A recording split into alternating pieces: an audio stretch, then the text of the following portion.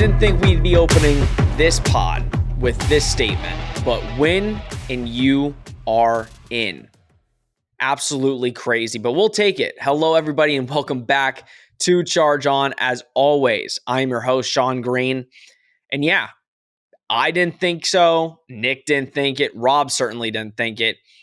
After that loss last week, we thought there was absolutely no chance. I mean, after we went through the scenarios, we said, we don't think we're going to be ranked with the College Football Playoff Committee, and that's basically the win and you're in scenario. We thought we weren't going to be ranked. We'd have to win our game. We'd have to have Houston lose to Tulsa and a bunch of things to happen just to get to the conference title after you should have won out and you should have hosted it. So, to my surprise, to be ranked 22, guys, all of the stuff I've said about the College Football Playoff Committee, I will take back, and I appreciate them for what they did for the Knights on Tuesday night. Let me welcome in Nick Geddes. Nick, kind of shocking. We'll get into USF Hate Week, but I don't think any UCF fan assumed that we would only move 2 spots. We moved to 25 in the AP. So I think we all just assumed either you're ranked 25 or you're not ranked. To be ranked 22 in the CFP poll. Kind of how amazed were you when you saw that on Tuesday night? Very amazed. I think like everybody, I think if you're a level-headed UCF fan, even you would have to admit that this team, after a loss like that at home to Navy, 3-7 Navy, probably had no business being ranked. And I said it after Saturday's show. I said this team should not be ranked after this week, and nobody should cry about it. The fact that they dropped only 2 spots in the rankings. The committee, and there's a lot of problems with these rankings and the committee. I question if they watched the game, and I think I think Boo Corrigan was asked about it, and he's like, "Well, we have so much respect for what Gus Malzahn has done there, and whatever." And that's cool and all, but to me, the games matter. I thought they matter, and just a lot of interesting decisions. If you're gonna, for example, it's like I don't know how you honor wins and losses for some schools and not for others. Like Louisville has found itself into the top 25. Am I supposed to just forget the loss that UCF had at the beginning of the year at home to Louisville? Am I supposed to forget that? I don't know. There's other schools like South Carolina is not ranked after destroying number 5 Tennessee. There's a lot wrong with this committee, and I truly believe that they likely got it wrong here with UCF, but again, though, if you're this team, you're not going to apologize for it, and you have another lease on life. And somehow, some way, a 8-3 UCF team still controls their destiny. Think about that statement there for a second. It's absolutely crazy. And no, we pride ourselves here on this podcast of keeping it real, keeping it 100, and yeah, I agreed with you. I didn't think UCF should be ranked. It was the game for the taking. They lost it. This team has proven time and time again they can be great, but they have proved that they are a good football team. But we will get into all that and everything that comes with this week and how crucial it is after a word from our sponsors, BetOnline. As always, guys, basketball is back, and BetOnline remains your number one source for all your sports betting needs this season. You'll always find the latest odds, team matchup info, player news, and game trends at BetOnline. And as your continued source for all sports wagering information, BetOnline features live betting, free contests, and giveaways all season long. Always the fastest and easiest way to bet all your favorite sports and events, whether that's college football, NFL, NBA, NHL, MMA, tennis, boxing, or even golf. Head to betonline.ag to join and receive your 50% welcome bonus with your first deposit. Make sure to use promo code BELIEVE to receive your rewards. That's BLEAV to receive your rewards. BetOnline, where the game starts. But yes, Nick, this committee it's weird. We talked about it a couple weeks ago when, with some of the rankings that came out. I think it was Rob was on the show, and we kind of just said, this committee has had problems for years. It is all biased It is all just what they think during the week. And yeah, if you watch that UCF game, I'm sorry. And we can, and again, we are a UCF show, so we are happy that we only moved down 2 spots. And you could say they counted Navy as a quality loss, and they counted our wins against Tulane and Cincy as quality wins. And you could say, I guess, the loss to Louisville now wasn't as bad. It was in week 2, and now they're ranked. And you could say all those things. You could say that Coastal Carolina hasn't played a ranked team and UCF has beat 2. But I'm sorry, and I'm going to stick up for some group of 5 teams. Coastal Carolina should be ranked. It's not their fault that to get dropped out of a ranking. I think that was poor on the college football playoffs part. I think they should be ranked, and I do agree. I think South Carolina was a huge win. Now, South Carolina has been up and down this season, and they should have been ranked over at least Louisville. So there are problems, but we are reaping the benefits, Nick. And I'm not going to apologize. This is group of 5 treatment, and I love it. Because, yeah, at the end of the day, this went from the rivalry game to end the series for at least now, and you hope stuff happens, to the biggest game of your season besides your 2 ranked opponents. I mean, you win and you go to the conference title, and Nick, they basically decided that an American team is going to the Cotton Bowl. That's pretty much, after these past rankings, that's what they decided. So you went out, you go to the Cotton Bowl. How big is that? And talk about like the future for UCF going into the Big 12. How big is it that not just us, but team like Cincinnati, right? Continuously being ranked even after, like, 5 years ago, UCF loses to Navy in the same spot. They get dropped out of the rankings. They don't see the light of day for weeks. But the fact they only dropped UCF 2 spots, that's huge. Well, what was it in 2017? And we're going back 5 years now. When UCF was undefeated, 13-0. What were they going into that Auburn game? Like 12, right? I'm trying to think. No, I don't think so. They Maybe were not 12. even. They might have. No, we were 15. I think the highest we got that year was 15. Yeah, I mean, just think about it right there, how in 5 years, how things have changed. Now, that season, I think, has gone a long way still, and that UCF's been able to build their brand off of that season and the year after that. I think that's kind of what you're learning here, is that brand is strong. And the fact that they have the Big 12, the whole thing coming back, I'm not sure how much that has played a part in it, but I just think it's a little bit odd because we're seeing a lot of teams kind of fluctuate in and out of these rankings, but UCF, along with another team I'll throw at you, and totally opposite end of the spectrum, is like a Texas, for example. I feel like Texas, no matter what they do, they'll lose and they'll fall out. The second they get that win back, they're right back in. And I think a lot of that has to do with brand bias. But for whatever reason, UCF has put itself in that thing. And it's like, as a fan, are you really going to question it at this point? There's been lots of times over the years where you could go after this committee for not having respect at all for the group of 5. And you could argue that maybe UCF has earned it at this point. Certainly Cincinnati has earned it coming off a college football playoff ranking. And even Tulane, honestly, who now has 2 losses, and they stick at number 19, I think, which again, am I supposed to forget that UCF beat that team on the road 2 weeks ago? I guess I am. I don't really care I don't look as much about that number there on the right side of your win-loss record. I think head-to-head, to me, should trump that in all scenarios, but clearly it doesn't. But with that being said, it is kind of interesting that they're kind of treating those teams a little bit differently than what's going on in the Sun Belt and some of these other group of 5 conferences, because you can't really explain it for Coastal. But with that being said, you still have a chance. You control your destiny. You get into a Cotton Bowl against a big team that's in the Big 12 or the SEC potentially. Again, it's going to be good for your brand making that transition. It's going to be great for recruiting. All those things, the mantra that Gus has been selling here, it's only going to be positive. That's for sure.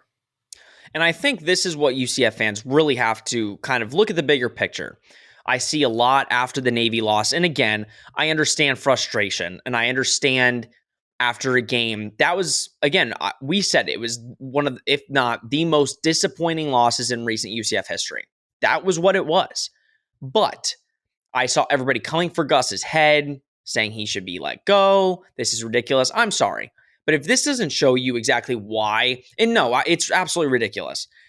this doesn't show you, he's proven why he's your coach of the future. I mean, yes, can we come on the show and say some of the decision making can be suspect? Absolutely. But recruiting, bringing the players you did in the transfer portal, and now this just shows you the respect that, listen, we didn't get respect for years. And yes, you can include the Power 5 mantra in it and say, hey, UCF's now going to be a Power 5 school, and that clearly played into it. But the commissioner of the college football playoff specifically said Gus Malzahn's name and said Gus has done a great job with that team. I think Gus has really improved the program nationally. They look at Gus, they respect Gus Malzahn, and he has brought the program to a little bit of a respect factor that just wasn't there 5 years ago. And that helps you moving forward when you go into I was going to say that's conference. I was going to say that's a really good point, is Gus being there at Auburn for 8 years and going to a national championship and beating Alabama 3 times and obviously being on the center stage. He brings a legitimacy to your program. There's no doubt about it. And that's why the school that we're going to talk about today, just down south here in my neck of the woods, they're going through a coaching search right now, and there's a lot of big names being discussed in their coaching search, as I'm sure you've heard, and that's because you want to bring legitimacy to your program. And I mean, you go back to that when UCF hired Gus Malzahn. What did every player on this team? Who did they want? They wanted Jeff Lebby. In all respect to Jeff Lebby, not good for the brand long term. Okay, if somebody has to do a Wikipedia search on a guy, for the brand, it probably isn't going to help you. I think Gus Malzahn, everything that he had built before this, it 100% probably, clearly, Boo Corrigan said it. We have respect for what Gus Malzahn has done in his career and what he's building at UCF. I mean, he kind of just put it out there for you. Yeah, I think Sock Boy mainly wanted Lebby. I'm sure a lot of other players, but Sock Boy, he was the main reason. Thank God we didn't listen to Sock Boy. Sock Boy was hardcore pushing it. Hardcore pushing. He was livid when we hired Gus Malzahn, a national championship winning head coach. Or he was an offensive coordinator, but he went to a natty. Yeah, so we'll get off this topic, but it's just, you don't understand. If UCF fans don't understand how huge this is, I don't know what else to tell you. This is huge for the brand. It's huge in the sense that, listen, there was a chance that you beat USF and you don't see a conference championship game. You're sitting at home waiting for the Military Bowl, which is a great bowl, but no disrespect to the Military Bowl, but it's not at the Cotton Bowl. So I might have to open up my pocketbook again. I might have to open up my pocketbook, Sean. I was planning on going down Yeehaw Junction and going down, 95 there or whatever it is to go to the freaking Boca Bowl again. I was ready for it.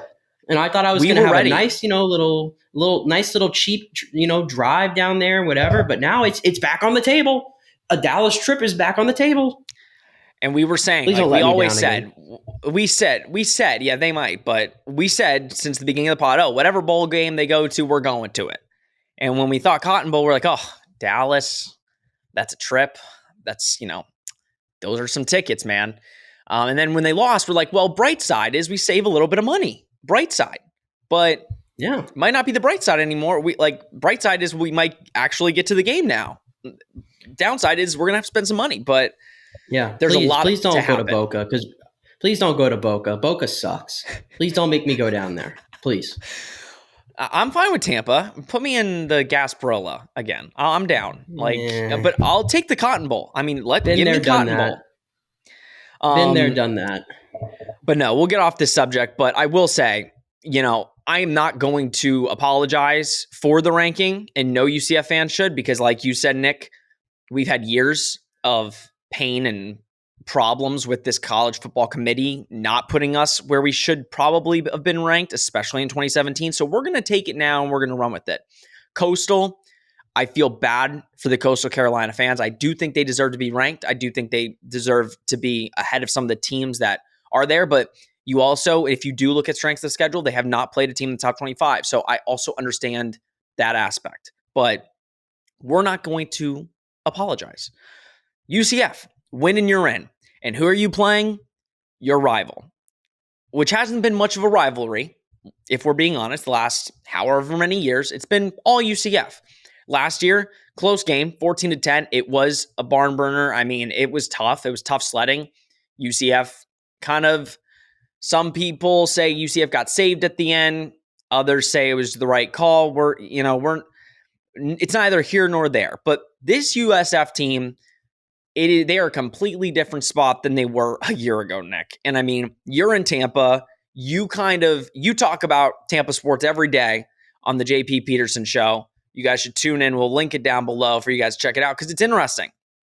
I mean, you start the season, everybody's pretty high on Jeff Scott, but it's one of those things where you have like a finger on the pulse thinking like his job is safe, but you're going to need to start to win some college football games that, you're supposed to win.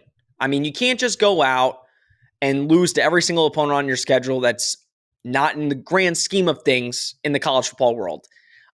Losing to Temple was the nail in the coffin. But what do you think? Give your kind of take on Jeff Scott and kind of his tenure. I know it's, piss poor, as I like to say, but, kind of what's been the pulse in Tampa? And I know with this coaching search, but what was the pulse on Jeff Scott? I know people were upset about it. Well, here's the thing. Jeff Scott is a very nice guy, and I think that's one of the things that sticks out about him. And he tried to run the program the right way, but when I say nice guy, the feeling is that he was just too nice for the job, if that's possible. That was kind of the feeling amongst people. And here's the thing. Jeff Scott, he got the benefit of the doubt with the COVID year. It was just an absolute mess with this program that he took over. The COVID year you kind of just throw that out the window. Last year, USF played a lot of games pretty close, and you saw some potential. Timmy McClain looked like he was your quarterback of the future when he came in there, and that was going to be your guy. But I think you get to that third year, and even though the administration showed the confidence in him with Michael Kelly, the AD, giving him a contract extension through 2026, I believe, you get to that third year, and it's like, okay, we want to see you start winning some games. And this is what did Jeff in is Timmy McClain, I think, was really the heart and soul of that locker room, and he had won the guys over. And he brought in Gary Bohannon from Baylor, who we've talked about on the show before, and he had won 10 games there. Jeff Scott wanted somebody who could win and win now, and so that's kind of what happened. Now Timmy goes into the portal, he ends up at UCF, so now it's completely the Gary Bohannon show, and it didn't work out. He took a big risk, and I don't know if the locker room may have loved that move or not. Now, they're never going to say that publicly, obviously, but I think Timmy McClain really had that locker room, and the move to Gary Bohannon probably changed things there a little bit. But, they've had some close losses this year, but again, it got to a point where 4-26 in 3 seasons with one FBS win, one. And this year, where like you said, there was some actual genuine optimism, and I was in the front of the line. I mean, I'm guilty. I was talking this team up and thought they were going to be a lot better because I saw some of the skill that was here. Certainly offensively, there is some skill, but the defense never caught up. And I think some of the coaching was from Jeff Scott. It clearly looked like he was a little in over his head. And it really didn't take long for this season for the buzz for USF to wear off. Honestly, the BYU game, week 1, I think that's all it took. And, the stadium has been empty all year, which you hate to see. But there are some players on this team who are really good that we're going to get into. But yeah, I think Jeff Scott just ultimately too nice of a guy. And you lose to Temple, a team that was really, I thought Temple, there's no way you can convince me that Temple has more talent than USF. I refuse to believe it. But for you to lose like that, there was nothing else Michael Kelly could really do, who also at this point probably has to save his job for down the line as well. And I think that's the thing. And it's great for UCF fans. Because at one point, USF was way ahead of the curve. They were way ahead of you. You were playing catch up. And the Big East is the one that UCF fans all remember. AD of USF made it very clear she did not want UCF to join the Big East. That got granted. UCF did not get to join, and now it's coming to bite USF in the ass in the way where that program, just record-wise, is at the bottom of the American, below teams like Temple, where, yes, Temple, you could say, arguably is the worst team in the conference. And to allow that many points, that was the nail in the coffin for Jeff Scott. And, I've been very critical. I've told you, and we've had conversations off air where I said, listen, I just don't, I told you before the season, I don't think he makes it past the season. Just the way that this team has run, he sounded like a great guy. And I think USF fans, it's the one thing I will say. Once he got fired, it was everybody on Twitter and USF Twitter was specifically saying, we love you as a person. Like, you represented the program very well, but you just weren't the man for the job. And ultimately, you got to give the man credit for that. But in this business, it's about wins and losses. And Jeff Scott did not bring a lot of wins. And I think the program is already kind of going downhill before he got here. They were hoping he would put it back on track. But is it safe to say that he kind of, now we'll get into the coaching search, which has kind of brought a little bit of life back, but would you say Jeff Scott has kind of put more shame on the program than it was before he got there? I think USF is at a worse spot. In my opinion, I think USF is at a worse spot now than they were when he got hired.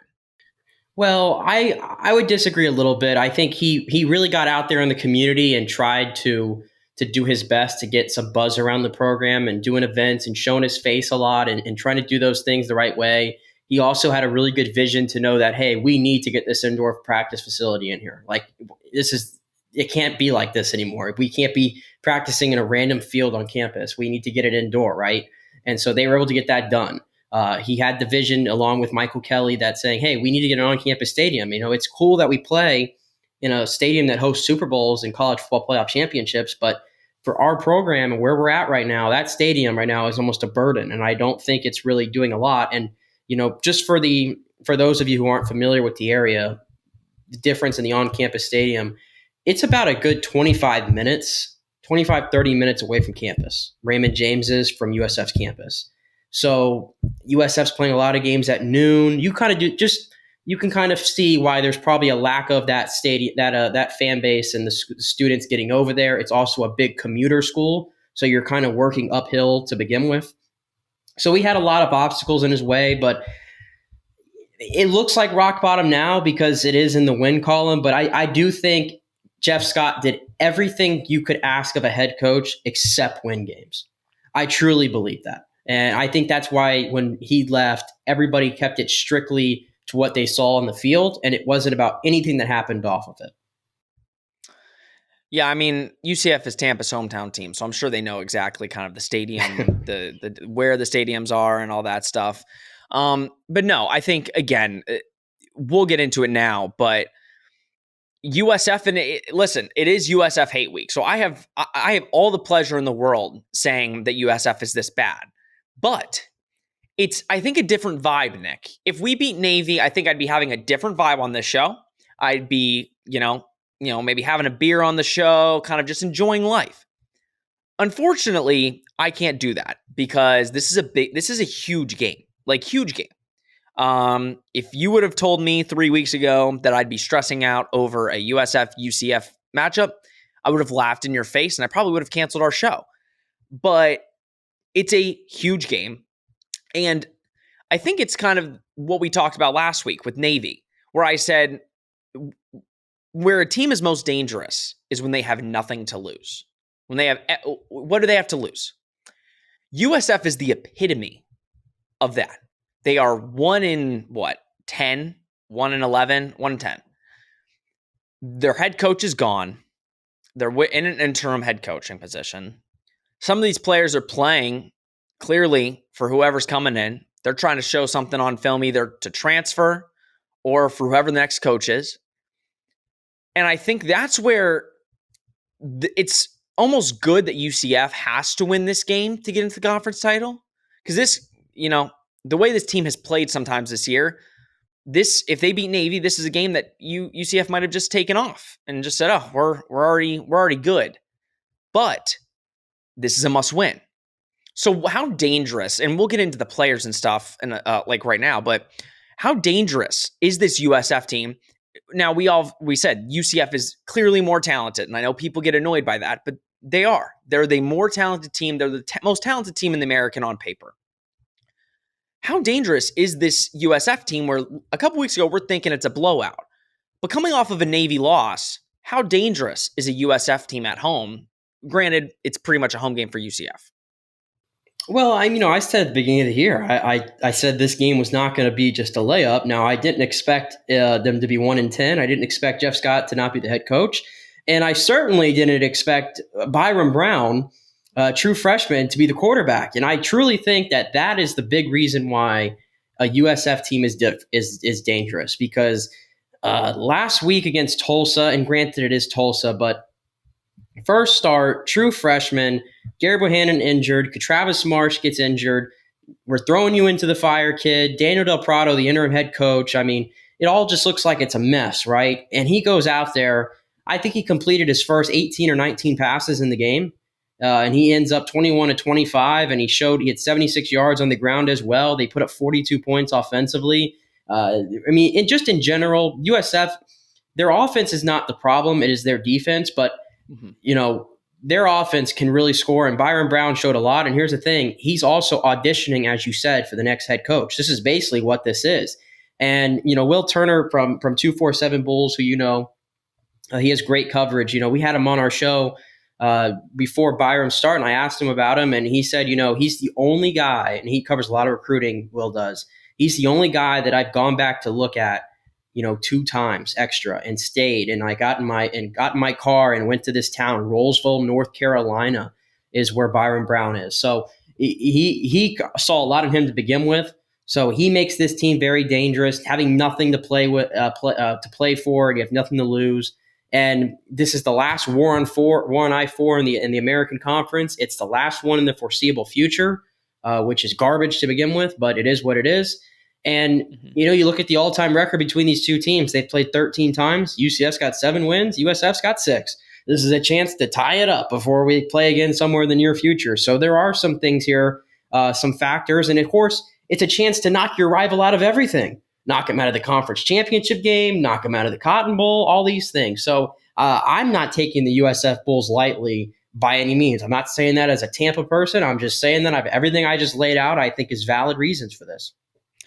No, and that's, again, I have been the biggest critique of the USF Bulls. I have told you that you're crazy sometimes, and I've been proven right 95% of the time. I've been completely right this entire season. But I agree with you this week. I agree with you. This is too big of a game to just assume we're better, we're superior, we're ranked. Because guess what? That hurt you last week. You came in, we're ranked. We're the big boys. We have to just win out, and we're in the conference title, Cotton Bowl, and look what happened. You put up 14 points. Defense hasn't been our problem. I mean, again, defense played great. I don't think, and I will say, I haven't watched too many USF football games, but I don't blame you. Will Turner, who you just mentioned, I mean, listening to him talk about this kid, I said, you know what? I'll tune in to the Tulsa game. I'll tune in because we're playing him soon. I want to see this kid play.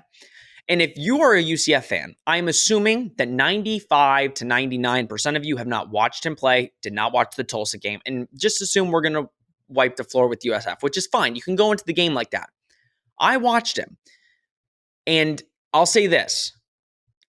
For a true freshman quarterback, in his first ever start, he is very specific about what plays he makes. I will say, he doesn't throw the ball all over the field, right? He is very careful. And honestly, if you're a USF Bulls fan, that's all you need. Don't turn the ball over. Be consistent. Don't try to be the hero. And at the end of the day, you're giving your team a chance to win. That's what he did against Tulsa. I mean, I watched him, and I think, it was 18, 19, 20 complete, straight completions. He, beat the college football record this season. He would, even if they were short passes, quick slant passes, dump downs, it's still, most true freshman quarterback try to go out there and win you the game. They try to make the deep throws. They try to go crazy. He was very consistent.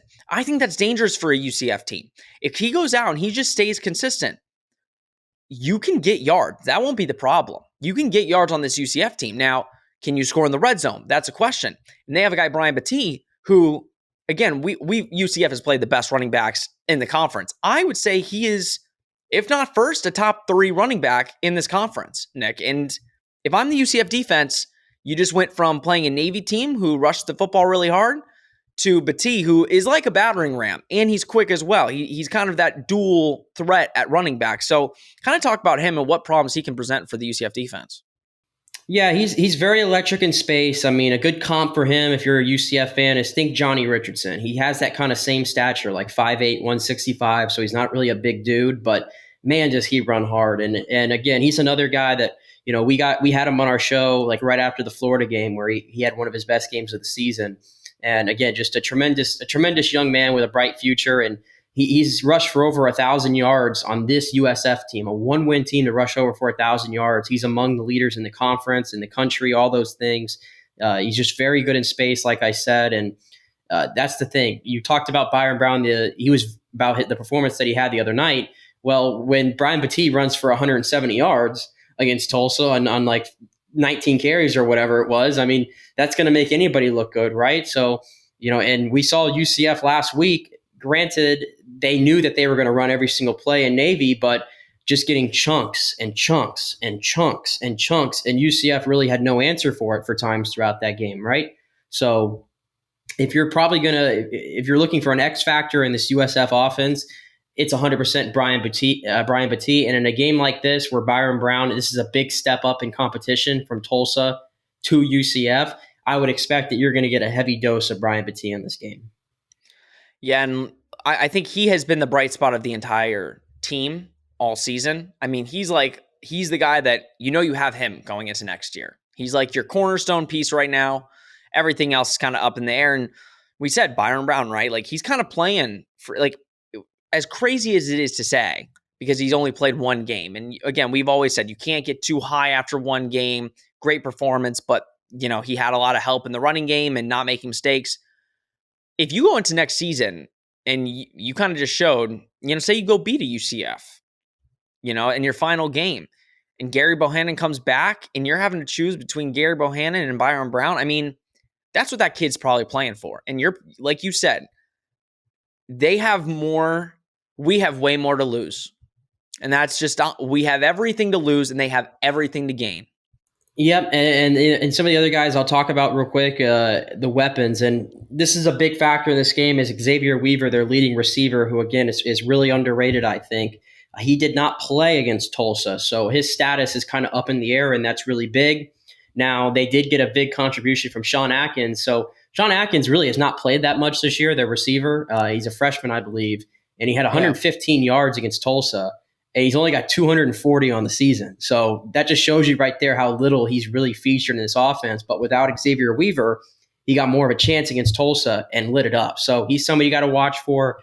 Jimmy Horn Jr. is another guy I'm sure you've heard of that's really good. So like I said, the problem with USF is hardly on offense. It is on defense, and that's my thing in this game. I think now UCF's defense is obviously, again, a big step up from Tulsa's defense. I think USF at their best can score with UCF or keep pace. I don't think USF's defense, though, has it in them at all to stop UCF. And I mean basically on the ground. That's where, to me, the biggest matchup difference in this game is going to be the UCF offensive line against the defensive line of USF. Whoever comes in as the next head coach for USF probably needs to recruit 10 or 12 defensive linemen. Just get them from all over the place if you can, and just see if you can hit on 4 of them, because that's one of the weakest units, I think, in the entire country. And I think that's where the game's ultimately going to be won and lost. Yeah, we're just about to get into it. Obviously, Jimmy Horn, I hope he transfers, because I think that'd be a great landing spot to come to UCF next year. In case O'Keefe leaves, I think that'd be a perfect guy to replace O'Keefe. But no, I think you hit it spot on. I mean, the running game, listen, you didn't do it much against Navy. So it's the perfect week to kind of get back to what you know and kind of just pummel them. Because, yeah, USF has not been able to stop the run all season. It's been pitiful on defense. And listen, it's no secret JRP is going to be your starter. We figured that as much. I mean, Mikey, you're probably not going to see for the rest of the year.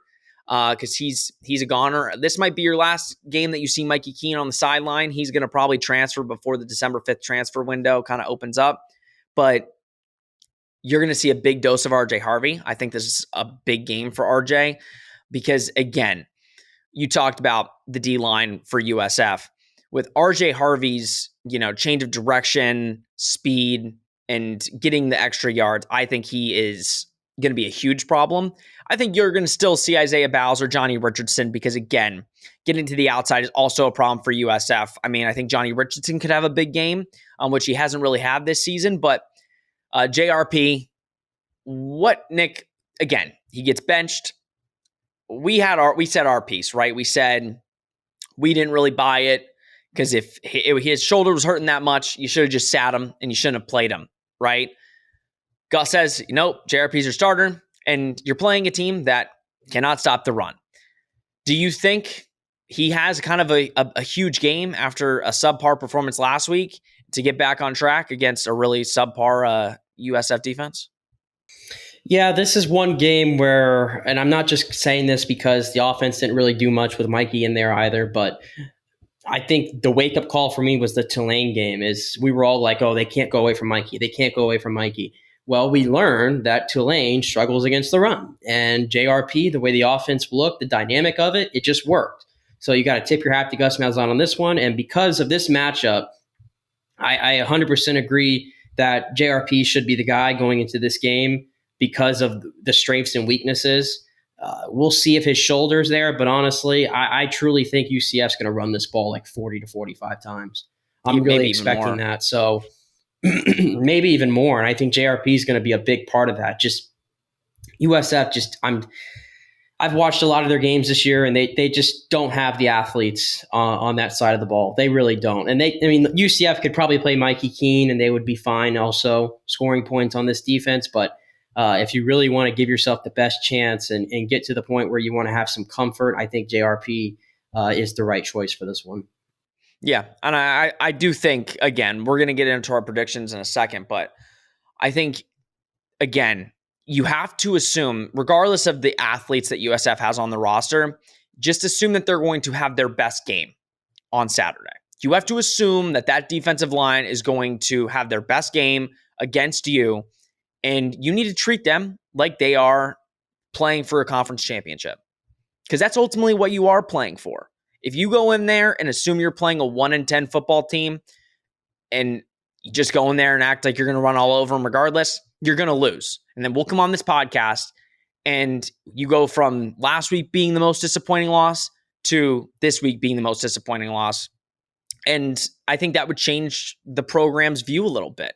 Losing to your rival in the last week of the season to go to the conference championship, losing, and having USF basically have bragging rights until the next time you play them. Like, Florida hates that we beat them because we have bragging rights until we play them again.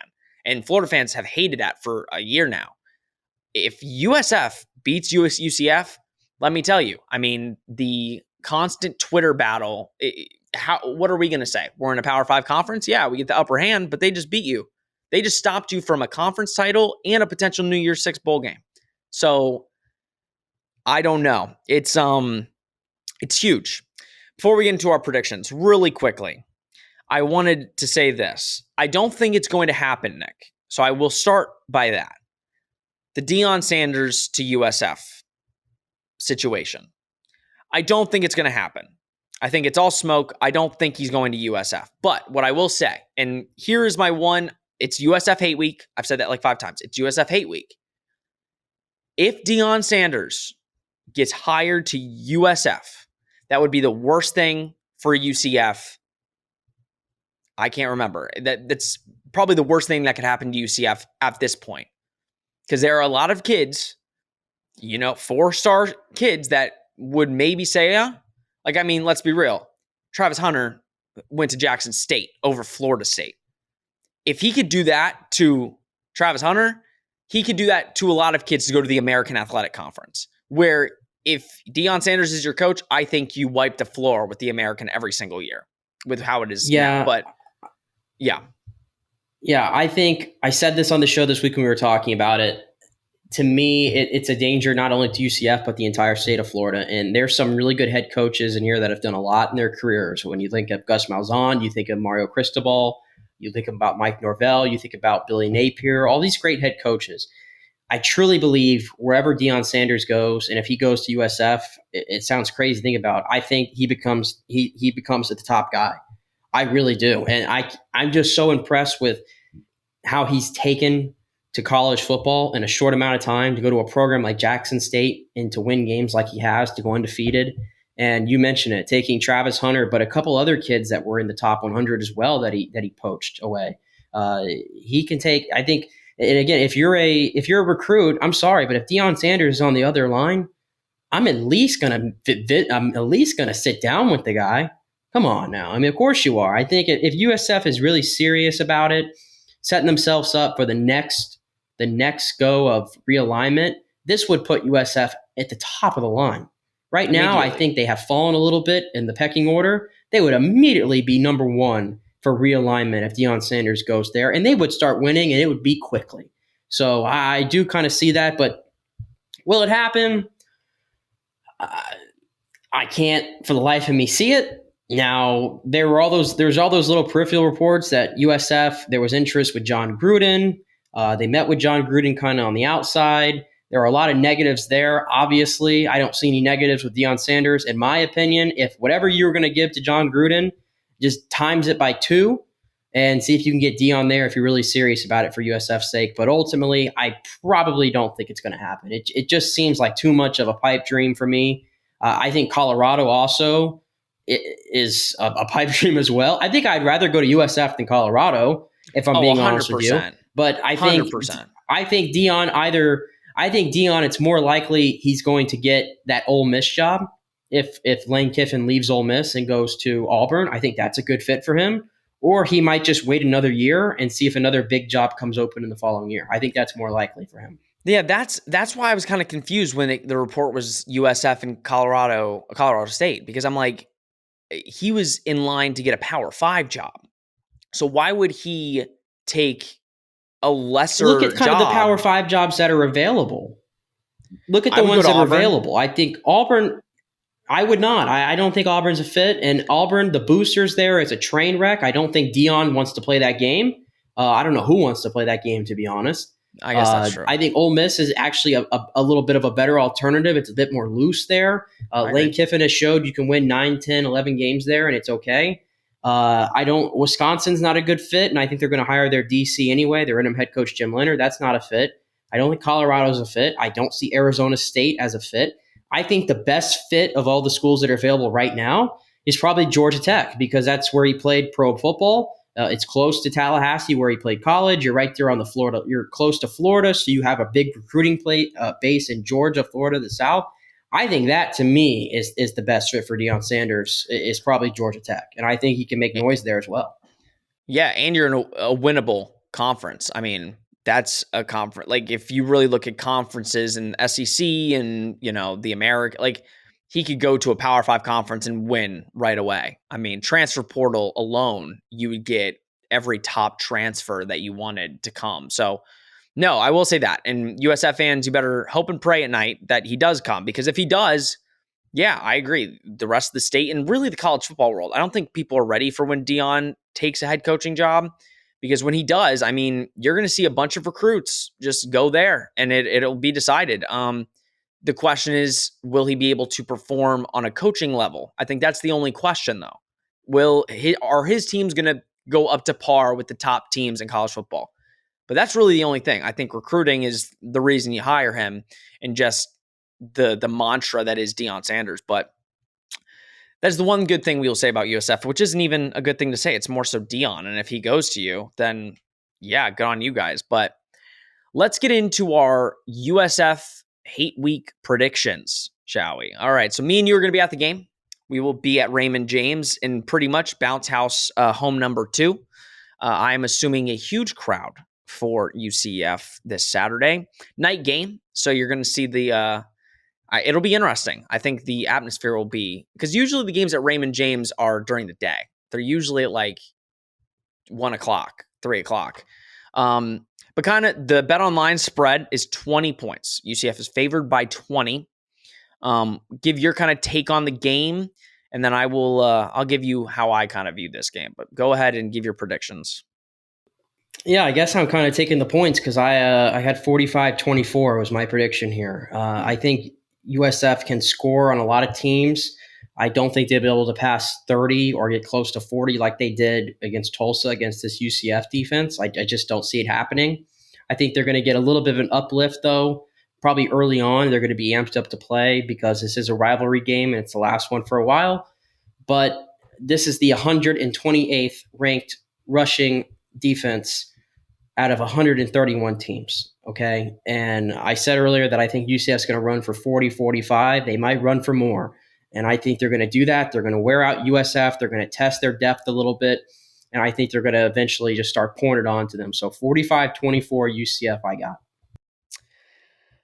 It's a good prediction, Nick. Do you remember the FAU game from very early on? I do remember that game. Yep. You lose to Louisville. Really poor performance, 20-14, and you're going on the road down, to FAU, and it just felt like, the offense needed to put up a good performance. And I'm going to be honest. Now, I'll be honest. Do you think now this might be disrespectful, but this is USF Hate Week, like we have said. Is FAU or USF better? I would say FAU. Probably FAU. Okay. Probably. So UCF beat FAU 40-14. All right. Do I think USF's going to only put up 14? No. I'm going to say 21. But I'm going to go exactly the same score on offense that we did in FAU. I say 40-21. I think it is a first half, again, where we're so used to UCF kind of in the first half trading blows. I think it's like, I don't know. I don't think we score that. All right. I'll say 21-10 at the half. I think that's a solid thought process. No, I can't say 21-10 because to get to 21, that wouldn't work out very well. We'll say 21-14. I'll say they put up 2 touchdowns in the first half. But I think this is the get right week that you need if you win, you go to. I can't stress how big this game is. This game is so huge. All you have to do is beat a team that has won 1 game. And I get this is their biggest game of their last 5 years. They can end your reign. They can say, go to the Big 12. We'll see you if we ever see you again in a Power 5 conference. But this is so huge for UCF. And I think the players know that. And I think, listen, there is a little bit of hatred. A lot. These players don't like each other. The disrespect is kind of shown on both sides. There was a story. Did you see the Josh Seliskar story? I don't even know if you did. Did you? I did not know. No. So basically, and this kind of just shows you kind of how close, these players know each other. It's a rivalry. Josh Seliskar, he was an 83 3-star coming out of high school. And I guess his first camp was USF. And I think he's from the area or he's around that area. And he felt disrespected by the USF coaches and basically said that they didn't think that he was worth it or they didn't, it was one of those situations where he just felt very disrespected by the Bulls. Not saying he was going to go there, but the vibe that he got was that they didn't view him as a top player or a player that they should go after. And he's kind of carried that through his tenure at UCF. And I think we could talk for hours about that has plagued USF, but these players don't like each other and these fan bases hate each other. And I think there's been a lot of history, but this is so huge for UCF. And if you lose this game, which they won't, but if you lose this game, I think it changes the outlook of your program. And you can look at Gus Malzahn a certain way if you lose this. If you go to the conference championship and lose, nobody's going to look at you differently. You got to the championship. You lose to your rival in the final time you're playing, and they're 1-10, the worst USF has ever been. I think that is a program-altering look right before you go to a Power 5 conference. Nick, give your final thoughts. Again, we'll be at the game. I'm excited. It's been a while since I've been to Tampa. Hopefully get to see a UCF win and on their way to the conference title game, which if we go to the conference title, I don't know. We didn't make if it's New Orleans, if it's Cincy, I'm not going to Cincy. If it's New Orleans or I'm away, we are both doing something, which you will see. Damn, that stinks. But off topic, give your final thoughts on the game and kind of just what you're hoping to see out of this UCF Knights team on Saturday. Yeah, like you, I'm excited to be there at Raymond James and to host you, obviously, and get you out of Midlando a little bit. So that'll be good. I know you love that nickname. Midlando. I know you love that nickname for that town. It's catchy, It's but great. It's not true. But yeah, but it's catchy.